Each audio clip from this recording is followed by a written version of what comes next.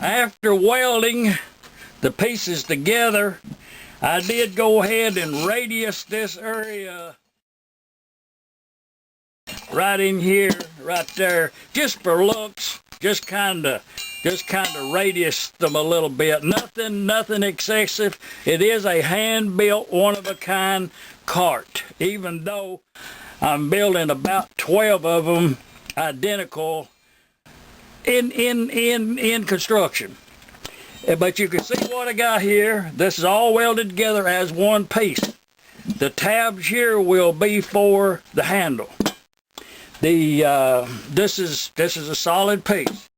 The top that goes on here goes on like that. The bolt and a washer goes in that hole. Another washer on the bottom. And after it's painted, I will assemble this.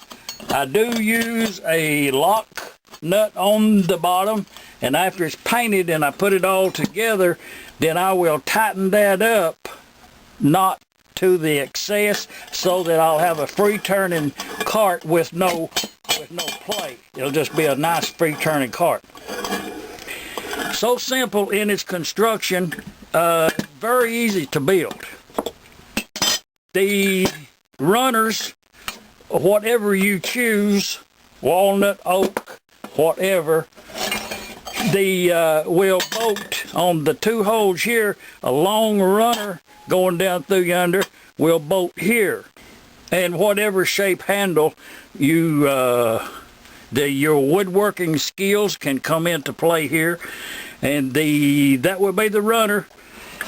And where the engine bolts underneath the runner back here is where I put these tie straps. You don't have to use them. It just kind of seems to make a little stronger cart. Sometimes I use them, sometimes I don't. This is the front piece. The axle is 3/4 solid bar. This is 3/4 pipe, you remember? The axle just goes in there like so, like that. Then I will put a machine washer here, put the wheel on, put a machine washer here, and install the cotter in the end. All four positions will have this setup. It's really good, and it's really strong. The rear is this one. It's just a solid piece here with two down, and this part coming down right here, if I may show you something, these right here, you need 4, and 2 of them will be in this type configuration. If all 4 wheels is the same size, 2 of them will be 1/4 inch shorter than the other 2. But as you can see, I cut these out of square metal, and it does work really good. It makes a nice looking cart, this square metal does, as does the round. Use whichever you prefer. But here's one of each, and I do put them in the milling machine, and I suggest that you do this also. Fish mouth the end of the pipe, either the square part or the round, whichever one you choose to use, and that way it will saddle onto the axle tube, and then you run your weld around through there. It's very strong, good looking. It's the recommended way to do it. And the rear, I do put these 2 on my carts. I put the 2 holes in this top piece. That way you can hook a chain hook in here, or rope for tie down. Makes it really easy. This is the same procedure. Is you just put the solid bar in the axle tube. Same procedure.